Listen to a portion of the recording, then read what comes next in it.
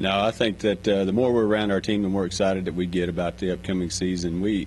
Our team depth is so strong this year. We're going to have a lot of quality players sitting on the bench that need to be starting, but you can only put 9 of them out there at a time in a DP. So we're excited about things. We've had a great start to the season. Started up January 10th. The weather has been phenomenal.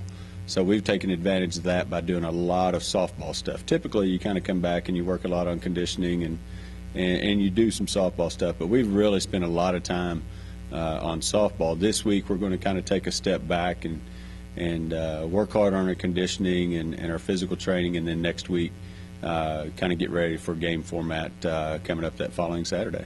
Well, I mean, you can talk about a bunch of them. It's not just a couple. There's seriously probably 3 or 4 kids that you probably can say, okay, Amber Hill's going to be our shortstop, and Megan Granada's going to be our catcher, and then after that, I mean, and Morgan Spearman's going to be your center fielder. After that, it's pretty much a battle for spots, and the good thing about it is the majority of them are hitting the ball well too right now. And so that's kind of what we're going to do is ride the hot hand, and whoever's swinging it the best is probably going to have to keep our way in the lineup, obviously.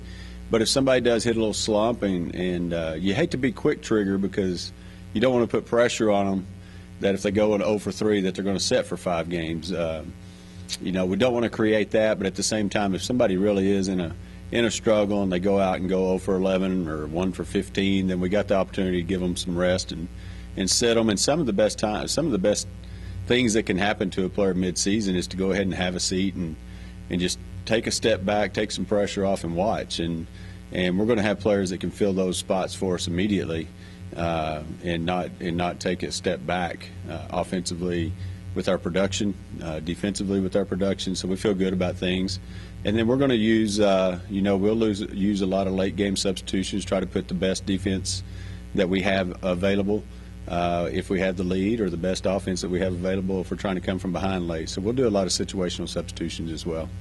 I think last year, as much as any year that I can remember, we substituted within the game more than I think we ever have. We really had some kids on the bench that were great defensive players that we used a lot late in the game if we had leads, and vice versa. And I think that the fact that we did that last year is going to help this year because they kind of expect it to happen. The returners expect for those kind of things to happen. It's not a shock.